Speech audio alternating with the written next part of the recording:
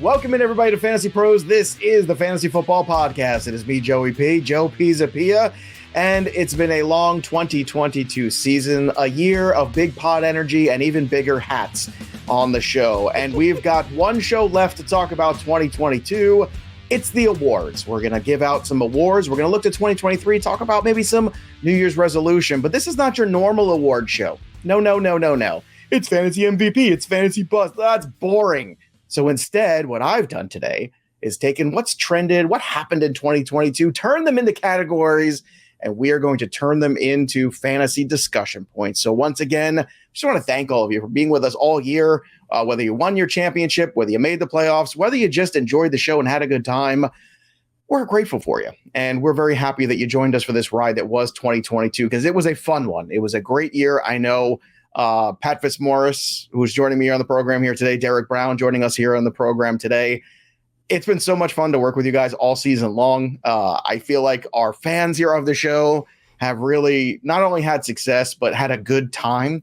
At the end of the day, that's what this is. It's a community that loves football and loves good times. And the fact that you're wearing the black hat today on the YouTube channel, D-Bro, is that just because your head is cold, or are you just blah about 2022? I want to know what we're really getting here in terms of your signals you're sending us.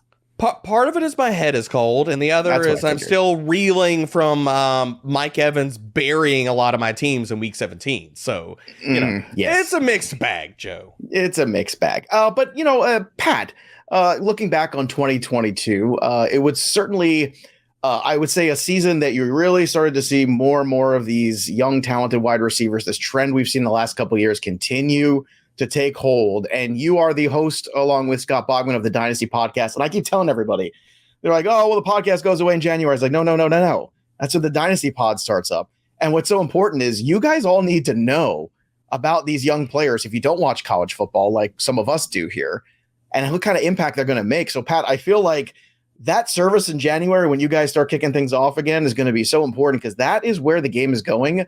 And those people who had those players on their teams this year, whether be the Chris Olaves of the world, the Garrett Wilsons of the world, et cetera, or Christian Watson as well, they've really changed how we draft in fantasy football. And also the impact is just so immediate. It's really changed the game completely. Yeah, it really has, Joe. And I'm going to talk more about this a little later, too. Ooh. But you and I remember a day, like, since we're old men, like back when we started playing fantasy football, like drafting rookie receivers was considered just like a rookie mistake. It just like getting hyped up about the rookie receivers. Big mistake back in the 90s, when we started playing. But now, these guys come in and hit the ground running, and you have to invest in these guys. The 90s were a simpler time. I had a full head of hair then. It's glorious. Let me tell you. Same. It's good. Pat still's got hair, though. Good for him. Although maybe, I don't know. What's under that hat there? No, I got to take your hat off. It's going to be don't do that, man. My wife just gave me a haircut, so a lot less hair than I had yesterday. I've had a haircut since 2005. True story. All right, let's get to the first award we're giving out for 2022. And this one is called the Fantasy Avatar. And it's not because it's somebody you're putting on your Twitter. It's actually going to be the player who did not live up to the potential in the sequel. Somebody who had a good year last year, but 2022 didn't necessarily repeat that. I think that's kind of what we're going for. I know Avatar didn't quite do the box office James Cameron was hoping. I mean, how many times can we watch these people, underwater blue people swim around and do stuff? I don't know. I liked the Smurfs when I was a kid. I was a big fan of that. I don't know about this Avatar stuff. But Fantasy Avatar, let's start with you, Pat Fitzmaurice. Who was the player that did not deliver the hype in the sequel in 2022? So I know this nomination is going to be seconded by a lot of our listeners and viewers, because I know that every time we tweet out from our Twitter account, like a question to the effect of who really let you down this season? Who was your biggest disappointment? We always get a ton of Kyle Pitts responses. And after he was the first tight end in 50 years, the first tight end since Mike Ditka to have 1,000 receiving yards as a rookie, I could not have imagined the steadfast refusal of Arthur Smith to try to get Kyle Pitts more involved in the offense. And I realized the Falcons did not have a great quarterback situation, but man, you took this guy fourth overall. He is 6'6" with sub 4.5 speed. This guy is an absolute unicorn. Please get him the ball. Please get him involved in the offense, and just week after week, game after game, such disappointing numbers. So I think he let a lot of people down. A lot of people thought he was Travis Kelce in waiting, and it was not to be this year. I still think he is. I'm not giving up. I'm going to transfer blame, and I'm going to put it on Marcus Mariota and some other people too. But look, it was disappointing. There's no way around that. And he was the guy on the board who theoretically was the best value. Mark Andrews ended up being a huge disappointment too. But everybody consensus thought, wow, Pitts is kind of the fourth guy most of the time. What a great value getting him. He could be just as good as those guys. It was not meant to be in 2022. But I am buying everywhere I can in keeper and dynasty leagues on Kyle Pitts for beyond. I can tell you that right now. I am hoping for a rebound. So hopefully the third movie will be better, not like Godfather 3, which was not good. Speaking of The Godfather, someone who hasn't watched The Godfather still, Derek Brown, that clock is ticking, by the way. Debro, who is your fantasy avatar, the player that did not live up to the sequel of 2022? Godfather 1, 2, 3. Godfather 1 and 2 are magical. I don't know. They're all the same to me because I've seen nothing. You don't have to watch the third one. I'm going to let you off the hook there. Really? Okay, cool. Yeah. Cool. Yeah. Let's catch up. Let's catch up time. Speaking of not catching up to previous assumptions and production, Najee Harris, man. Look, I get that he closed the season really well. Like, if you look at, season rankings and where he's going to finish, he's going to be a top 20 running back in fantasy points per game. But if you had Najee on your team, especially if you were doing early drafts and you took him in the late first round, maybe he fell to the top of the second, you were like, bell cow? Second round? Let's go. And then you had Najee Harris on your team and you said, oh, where are we going? It's definitely not to wins and W's and fantasy points because it was not happening. Najee through the first 13 weeks of the season, first 12 games, 67% of his games, he finished as an RB3 or lower. He was the RB25 in fantasy points per game. He was outside the top 35 in PFF elusive rating, yards after contact per attempt. I mean, he just simply was bad. And by the time he actually turned it on, he started scoring fantasy points and he was the top 20 running back, top 15 running back that you needed. Your team was probably cooked. So it didn't really matter at that point. So as much as we were all buying into the volume, it did not come to fruition. We could say that about a lot of different Steelers this year. Volume was there. They just didn't do anything with it. Yeah, absolutely. My guy is Jonathan Taylor. He's my fantasy avatar. Talk about a season last year.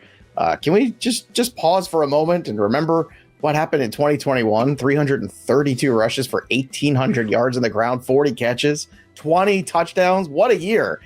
Jonathan Taylor's 2022, not quite the same. Now, obviously, injuries had a lot to do with that, and it's a good lesson, too. I think the one lesson that I can learn, I'm going to save this maybe as my second fantasy resolution, is guys, when they get ankle injuries, you might want to just trade them away. It's just not going to get better anytime soon. I don't care where the ankle, high, low, middle. I don't care where the ankle sprain is. It's not going to be good.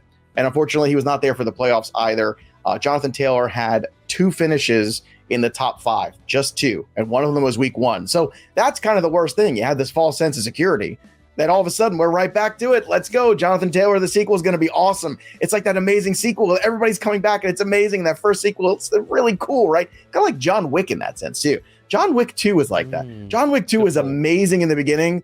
And then next thing you know, this whole side thing with Lawrence Fishburne's character, all of a sudden, like, what's going on? It all just fell apart in the end for Jonathan Taylor. But a great start. Not so much a great finish for Jonathan Taylor. So he is my fantasy avatar, the player that did not deliver in the sequel in 2022. Now, all of you have delivered all year long. And I just want to remind everybody out there listening to the pod, watching on the YouTube channel, again, we appreciate you so much. We thank you for being with us all year long. And if you did enjoy the show this year, it's a great time to go drop a 5-star review wherever you get your pods. Go to Apple Podcasts. Doesn't matter. Drop a 5-star review. We appreciate it. It does a lot for the show, more than you realize. And it's a nice thing to do. Start off the new year right. Do something nice. And continue to join us here because we got a lot of content still to go in football. We got draft coverage coming. We got the Fantasy Dynasty podcast coming. We got so many fun things. Football's not going away. It's just slowing down a little bit, which is good. Everybody could use a break. Let's go to the second award. It's the Fantasy Ticketmaster. That's right. The player you were waiting on the longest that just didn't happen. You're just waiting in the queue. 2,000 people are ahead of you, like they were for me with Taylor Swift tickets for my daughters. If you were watching this year live on the show, you also witnessed that moment where Andrew Erickson took over for the show because I actually finally did. The queue resumed and I was in it and I knew it was going to resume right in the middle of a live stream. And what did you know? It did. Purchased the Taylor Swift tickets, somehow got the tickets, came back on the show. So shout out to Andrew Erickson. But let's talk about the Fantasy Ticketmaster. Who are the players that you waited on the longest that either did or did not hit? D-Bro, let's start with you on this one.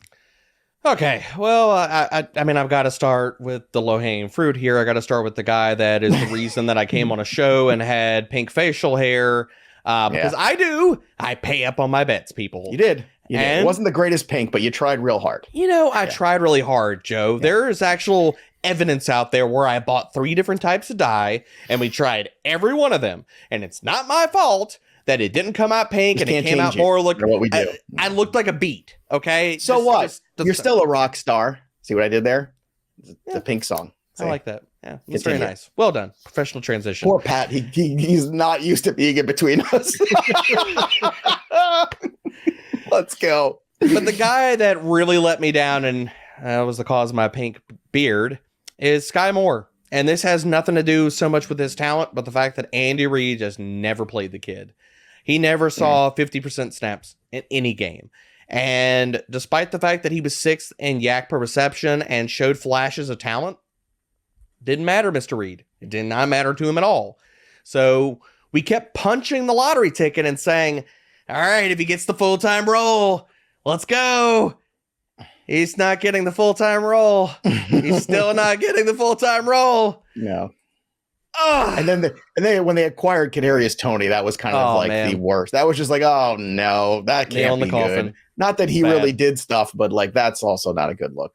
But yeah, Skyy Moore was I was very high on Skyy Moore. I still am. I'm still hopeful. I'm less hopeful going into next year. We shall see. But did you hold on to anybody long enough and keep the faith where it actually paid off? Where you stayed in queue and you actually got the tickets? I did. Unlike some salty Packers fans, which may or not be present on the podcast, I did hold on to Christian Watson because that man is a dude, okay? He has the talent, and he showed us weeks 10 through 15. He was the wide receiver 3 in fantasy points per game. He was 16th in open rate this year, right behind Jamar Chase and Garrett Wilson. So when he was healthy, when he was on the field, and Aaron Rodgers wasn't throwing pissy fits about everything, Christian Watson was awesome. So I cannot wait. And he is a player that if you don't have him in Dynasty right now, you need to be trying to get him. I am so enamored with what he's going to do in the second year. And this is regardless of, whatever Rodgers doesn't. Like him in a full-time role next year coming up all season. Let's go. All right. Pat, let's talk about your guys, your fantasy Ticketmaster guys, the guys you waited and nothing happened, and the guys you waited on, and you actually got paid. Yeah, first of all, Joe, your Father of the Year award is in the mail for that Taylor Swift ticket thing. Let me tell you. Putting your job at risk to get those tickets. Putting my job at risk? Well, you got to think about that. Like, I don't know how I would look anybody in the eye if, Taylor Swift comes to New Jersey and we're not there. That's a problem. And you know what, Pat? It was one of the most nerve-wracking, terrifying experience. I'm trying to click on the little circles for the seats. And every time I click on a circle for a seat, it was like whack-a-mole. They would disappear. It was terrifying. I mean, honestly, I like my hands still shaking. It's very tense. If he had come up with those tickets, it'd been something like very Jingle All the Way-esque. Like you would have seen Joe like going out trying to harass people like on the internet looking for tickets. Like, do I sell you a kidney? Like, oh yeah, how do I get a ticket? Multiple tickets. Yeah, I'd be like, where's your Taylor Swift tickets? Where are they? I need them now. I need them all. The Taylor Swift. I don't care if they're in the bleachers. I don't care where they are. I need them. I need all the Taylor Swift. All right, so you teased my first guy, Joe, with Kadarius Toney. It's him. Like he was. Yeah.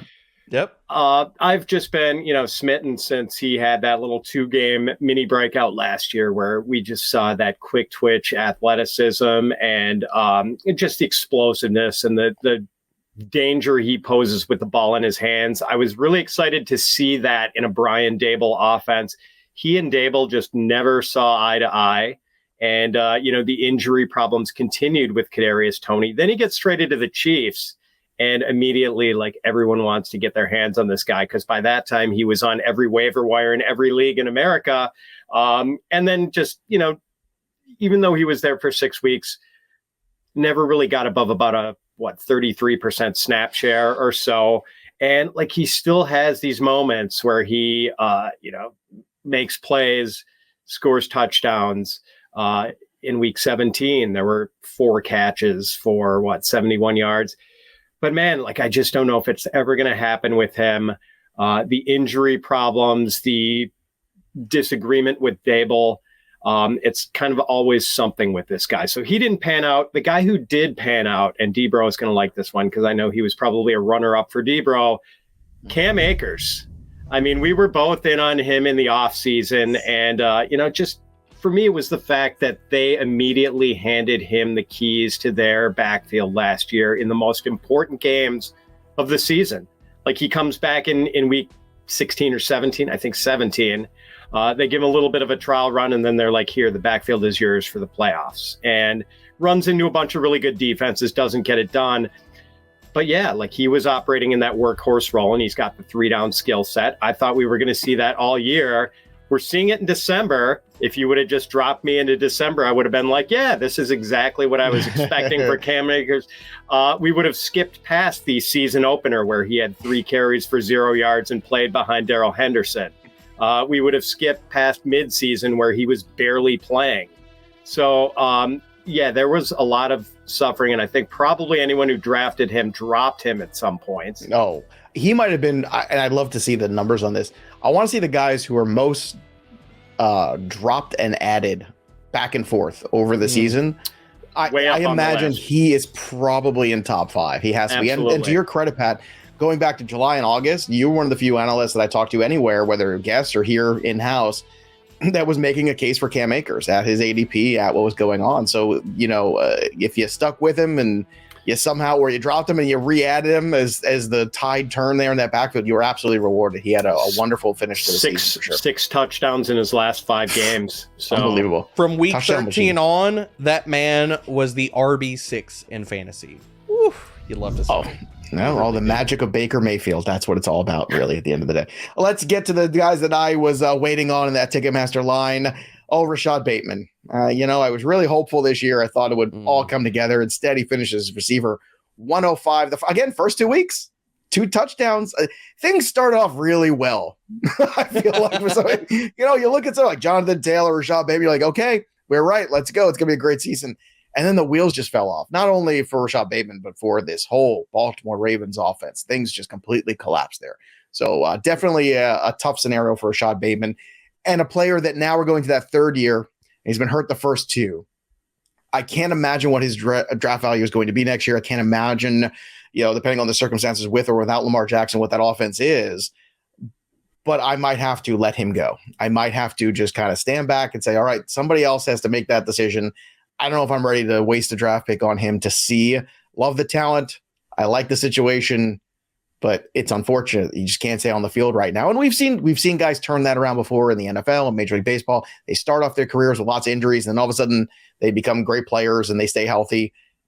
It's just a real tough investment going forward. Now, one guy I did make an investment in a lot of places, and I did hold on to longer than I should have, to the point where I almost kind of felt like, oh, this is gonna burn me. I'm gonna be this person. Was Isiah Pacheco. Now, maybe it's because he's a Rutgers guy and, just local, watching him play a little bit.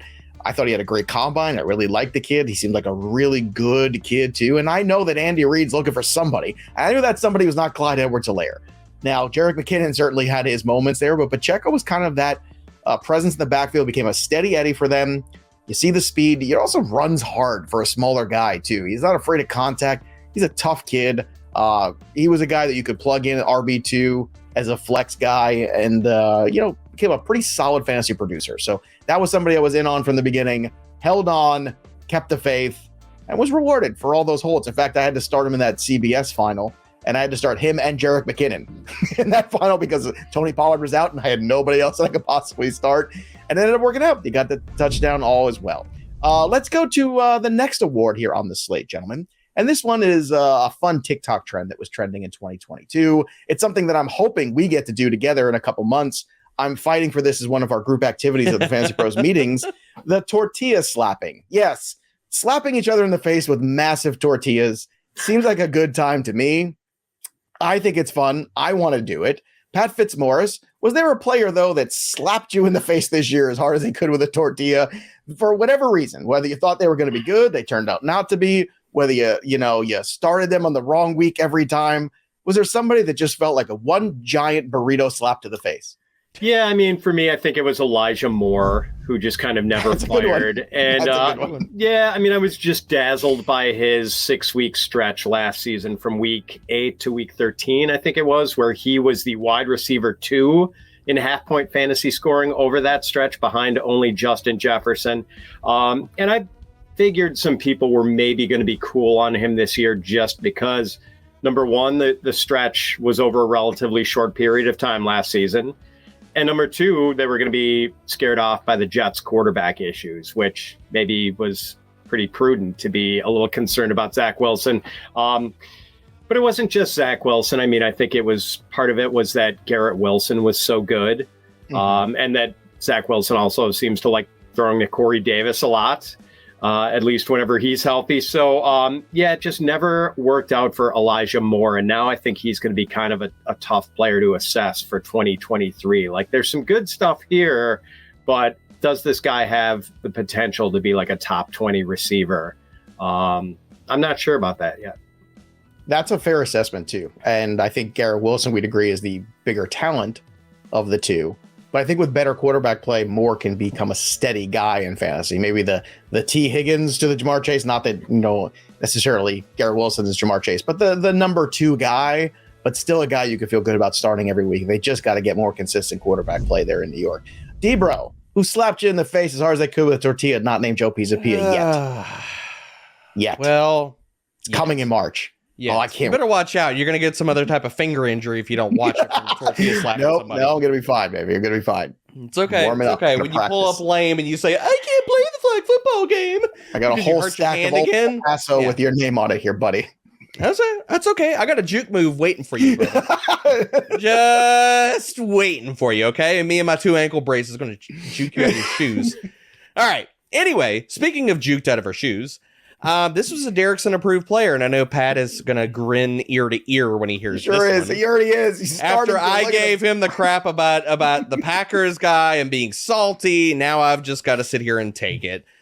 Courtland Sutton, I'm going to throw this one out there. Andrew and I were extremely high on him this year, and it came down to opportunity. And look, he was 10th in open rate, tied with Jerry Jeudy, so it's not the talent went anywhere. It's just this offense was terrible. It cratered.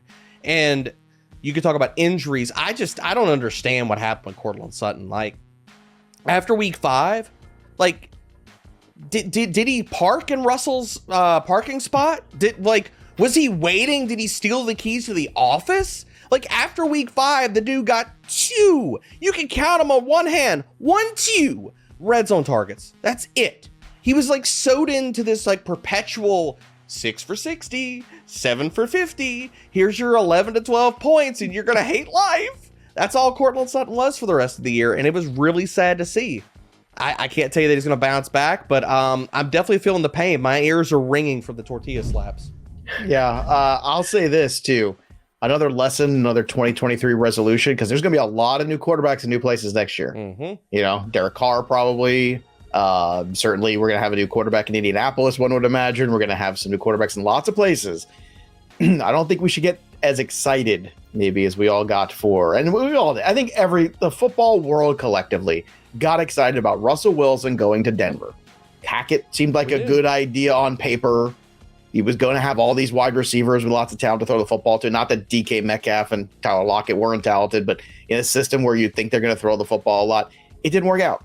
It did not work out, and maybe it should be a reminder to us next year to be just a little bit more cautious as we look for these new quarterback, new head coach, new OC, new situation, new people, because it takes a lot for all that to gel, and it doesn't always happen right away. That's some things we have to remember. And by the way, Debro, I'm saving all my Courtland Sutton ridicule for Erickson when I'm eating the pizza that he buys Joe and I for Courtland Sutton bet. That's right. We made a head-to-head bet on it, baby. More fantasy points, Courtland Sutton or DK Metcalf. And Erickson accepted that wager when I proposed it. Yeah, we got the receipts on that. That's another long. March is going to be great. We pay up on our bets around here at Fantasy Pros. It's going to be taco night followed by pizza night, baby. Let's go. From me, the tortilla slap was absolutely 100% AJ Dillon, a player that I talked about all offseason. I loved AJ Dillon. He ended up finishing in half PPR as RB26, not where I thought he would finish as RB14 or 13, somewhere up there. It did not work. Again, another guy that started off great. Week 1 was such a tease. Let me tell you, week 1 was the absolute best and worst at the same time because it set me up for failure for a lot of things. He had single-digit points from week 2 all the way to week 11. Okay, single digits varying from 3 to 9. Okay, but most of the time somewhere around like he's 5.5 points, somewhere around there. Then, just when you thought you couldn't deal with him, you dropped him, you traded him away, right? Right at the trade deadline, week 12, right? What happens? 16 points, 19 points, 21 points. He rattles off, helps you get into the playoffs. I mean, I don't know. AJ Dillon slapped me in the face pretty hard. And you know what he did? He slapped me in the face and I turned around and he hit me a second time. That's really what it came down to with AJ Dillon. But am I probably going to want to draft him again next year? Probably right back in the same spot. Will I ever learn? Speaking of learning, something in 2022 that helped a lot of people learn, a lot of new words, was Wordle. That's right. The game that everybody couldn't put down. Everybody's trying to figure out this 5-letter word, getting frustrated, throwing phones every now and then, getting it right. But let's talk about that. Who was the fantasy Wordle of 2022? The player that you just couldn't figure out no matter how hard you tried. You put him in at the wrong time. You sat him at the wrong time. Who was such an enigma to you, Pat, in 2022? Oh, for me, I think it has to be George Pickens, a guy I really fell in love with in August and, still really love. And man, like this guy makes some highlight reel plays. But like I just kept waiting for the sustained breakout to happen. And I kept putting him too high in my weekly wide receiver rankings. And, it kind of burned me. I mean, he had some really, I recommended him to a good friend in DFS for a lineup at like a Christmas dinner with our wives and us. And that was right before his 1 catch for 2-yard game in early December. So I think what it is with Pickens is like he has these amazing ball skills. Like he is gigantic and has this big wingspan. He has the my ball mentality. He's acrobatic, just fantastic at the catch point. I don't know how good a separator he is, and I don't know if he's going to be able to improve his route running enough to draw the targets he needs to become a wide receiver 1 or even like a high-end, mid-range wide receiver 2. That's basically it. He was not getting enough targets all year, especially not when it was Mitch Trubisky at quarterback for the Steelers, because I think he's less of an anticipatory thrower than Kenny Pickett is. So it worked a little bit better with Pickett, but still, even with Pickett, his target ceiling seemed to be capped at 7 or 8 every week. And if you're going to be a wide receiver 1, you got to be drawing double-digit targets, and we did not see that for Pickens, I think, the entire year. I don't think he had a game where he had 10 targets. Yeah, absolutely. And I think that's certainly one that, you can't teach certain things Pickens does, but you hope that he puts the work in to get better at the things where there's a deficit. And you hope that Pickett makes some strides for 2023, and maybe all that comes to fruition. I mean, he's one of those guys, like, that's an important guy to show up at training camp and what he's worked on. That's a guy that next year is like, what's good enough to get you by in college might not be the same thing, but I always like the talent in college, so I'm watching him closely next year in July and August. That's a guy that I think you have to keep a close eye on and see what kind of work he's done. Debro, who was a player you just couldn't figure out? Who was your fantasy Wordle of 2022? You just ran out of characters. Oh, I never knew what to do with DeAndre Swift. I don't think he was good. Like, we were all like, he's off the injury report. All right, let's go. He plays a lot of snaps. He gets no touches. He is back on the injury report, but they said he's good to go. He said he's good to go, and he does nothing. It was frustrating, guys. It was like, it's one of those players that even like when they blow up like during the week and how many people started him in those blow up weeks? Like, it just got to the point where you're like, I can't trust you. I can't trust you. And yet I can't cut you. I can't put you on the waiver wire where somebody else picks you up and then they start you against me. And then I lose because you went off because I dropped you to the waiver wire, but I don't know what to do with you. It was absolutely mind-numbing, frustrating the entire year. Yeah, absolutely. A very frustrating DeAndre Swift. And if you played him and you had the stones to do it in that last game, paid off for you there in fantasy championship world.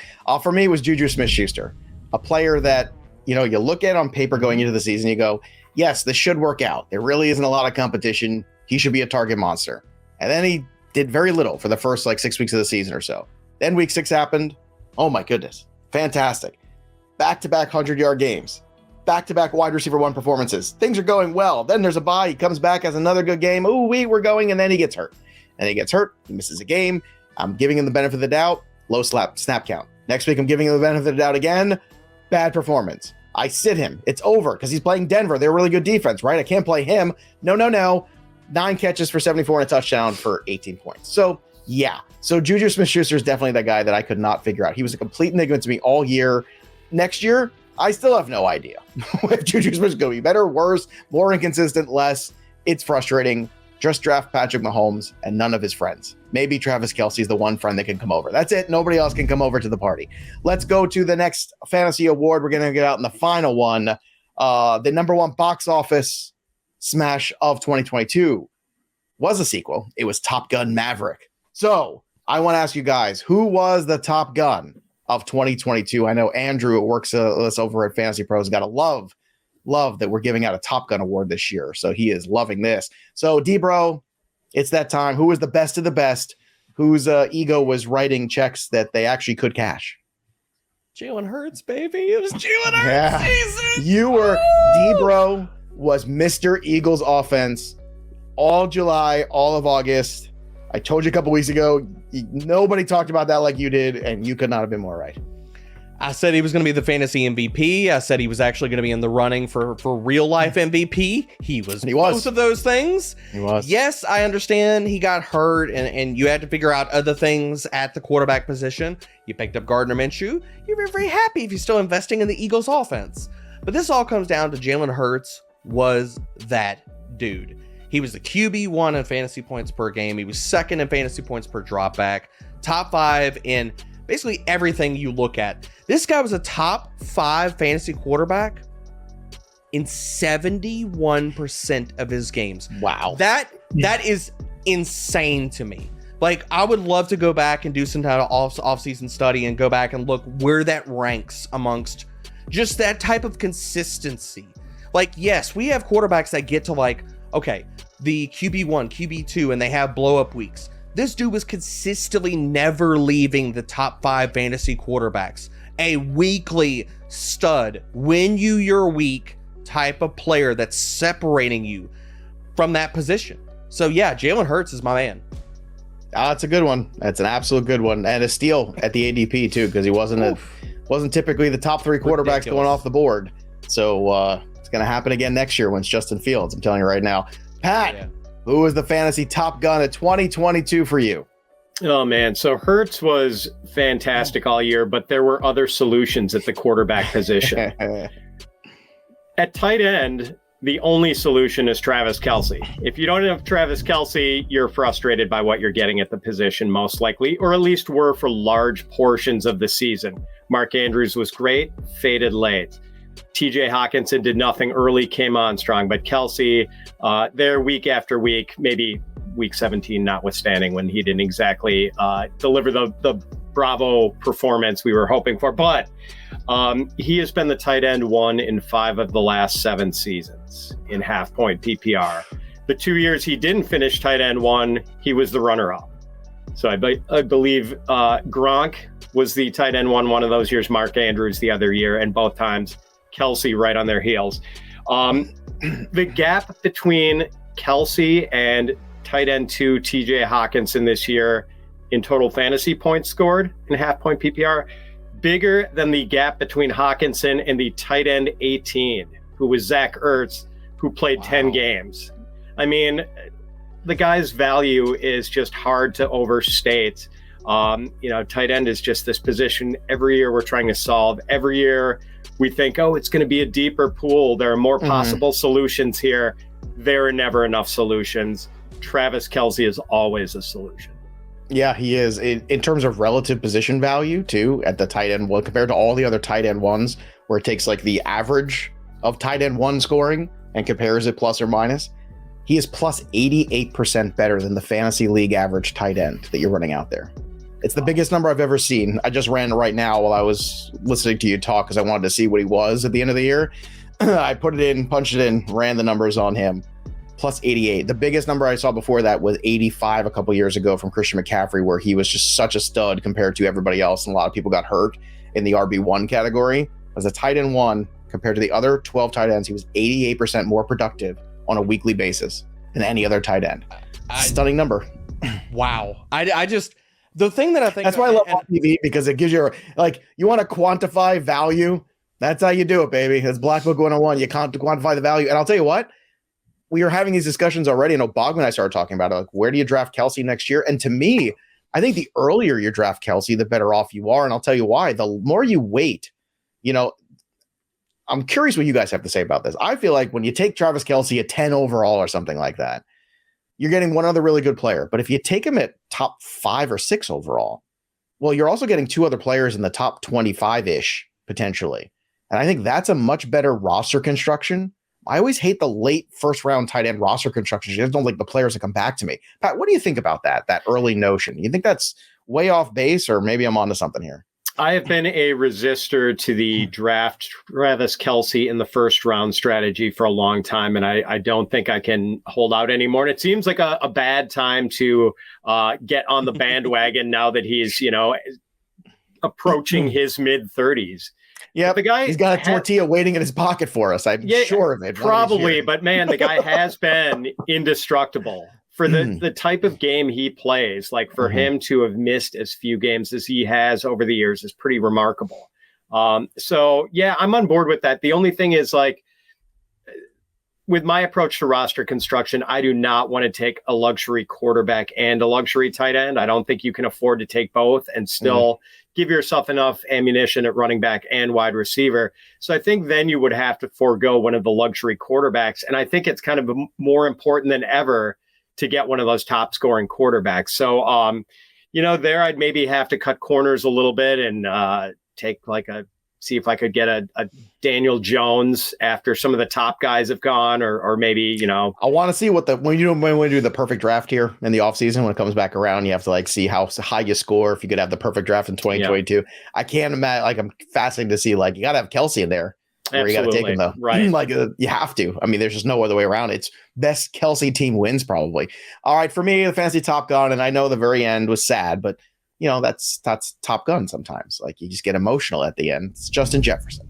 All the Justin Jefferson teams that I had made the playoffs, and 2 of them went to finals, and any team that I didn't have Justin Jefferson was not as good. And I understand he let you down at the worst possible time. It was a tough game there. Alexander played great against him. The footing issues he had, constantly slipping, falling on the field, couldn't get the shoes right, couldn't get anything right. Excuses, just there for another time. But I have no problem taking Justin Jefferson as the 1-1 next year. He will be the 1-1 on my board again. And who knows? Maybe we'll get another Top Gun movie next year. We'll see what happens. All right. It's a new year, though. Yes, it is.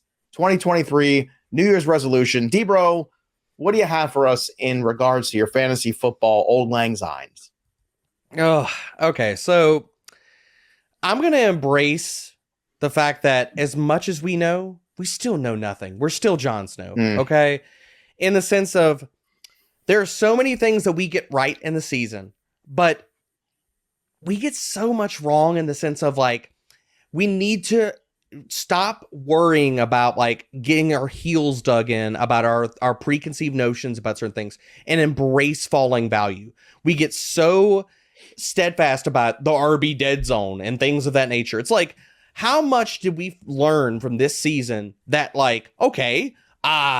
we were really, really wrong about Josh Jacobs, Miles Sanders, Chris Godwin was awesome for most of the year. DeAndre Hopkins was that dude when he came back. Oh, look at that. The Jacksonville Jaguars didn't suck. Zay Jones is good. Evan Ingram was an elite tight end down the stretch. So I'm just going to be more liquid as much as I try to preach that in draft season, even more liquid. So when you get into these drafts and it's like, well, Josh Jacobs was staring at me in the 6th or 7th round and I was still like, no. Josh Jacobs did not want to carried me in Superflex Flex League. It carried me to that championship round. And I'll say this, it was sheerly just price enforcing where I said, even though I don't love the situation, I don't love what's coming out of there. A lot of the theoretical things felt off. Sometimes you got to price enforce. Sometimes you got to take the value of the player, especially ones that are established, that you know who they are. It's one thing not to like a player at the ADP. It's another thing to write them off completely if they fall in drafts. If they fall too far, price enforcing is a very important thing, and especially with players that are veterans or players that you know they have a baseline of success in the NFL, even if it's not the leading rusher of the league, sometimes they might become that leading rusher of the league. These things do happen. That's a great one. I love that one. Pat, what do you have for us in 2023 New Year's fantasy resolution time? Oh, invest in talented rookies, Joe. And you alluded to this at the top of the show. And you might be asking yourself, how do I know if a rookie is talented? I'm not a scout. I don't watch college football. Well, let Draft Capital be your guide. Top 40 draft pick, talented. And we have seen in recent years receivers drafted in the top 40 who dramatically outkick their ADPs in fantasy, these rookies. In 2020, it was Justin Jefferson, who was the wide receiver 49, CeeDee Lamb, who was the wide receiver 38. In 2021, it was Jamar Chase, the wide receiver 27, Jalen Waddle, the wide receiver 46 with the 1,000-yard season as a rookie. And then this year, Garrett Wilson, wide receiver 49, Chris Olave, wide receiver 44, Debro's guy, Christian Watson, wide receiver 67. So the downside is maybe it's a guy like Drake London who was going wide receiver 41 and wasn't really usable for you much of the season. But like at wide receiver 41, it's not a disaster if he doesn't hit. And this isn't limited to wide receiver. Kenneth Walker, I mean, people were worried about him. And granted, there was a lot going on in Seattle. He had a hernia like back in August and missed the first game. He was playing behind Rashod Penny. They had Geno Smith at quarterback, which we all thought was going to be a disaster. But man, like Kenneth Walker was free in drafts. And like we knew Rashod Penny wasn't going to stay healthy all season. Just draft the talented running back and wait for it to work out. And eventually it did. And, you know, people had Kenneth Walker in the playoffs and like he was such a valuable piece down the stretch and over the second half of the season. So invest in these talented rookies. Like there's no more of a stigma like there was for us in the 90s. Nope, no more 90s stigma. That's all gone. Draft those rookie receivers, man. To your point, Pat, Brees carried teams throughout the middle of the season before he went out. Sure did. Like 100% did. And when he hit, he was a top 3 to 5 running back weekly. So I know it's a little more in the rear view because he got hurt and we haven't seen him for multiple weeks, but we still got to bring his name up because another 100%. Rookie that just hit the ground running and carry your teams. Like if he would have stayed healthy, he would have been a top 5 running back the season. One last point about this. And part of the reason is we draft for week 1. Like everyone is guilty of this. We draft for week 1 and it's hard to assess the value of these rookies because they have no track record. In a lot of cases, we don't know quite what their roles are going to be. Like we draft for week 1 and we don't see the bigger picture. So we overlook these guys sometimes. It's a great point. It's an absolutely great point, especially we talk about all those guys who were really good in week 1 that we did draft and then didn't do much else after that. But Breece Hall is another good one too. Hopefully he bounces back from that knee surgery too. That's another one too. You know, we always live in this world like, oh, it's torn ACL. Everything will be fine.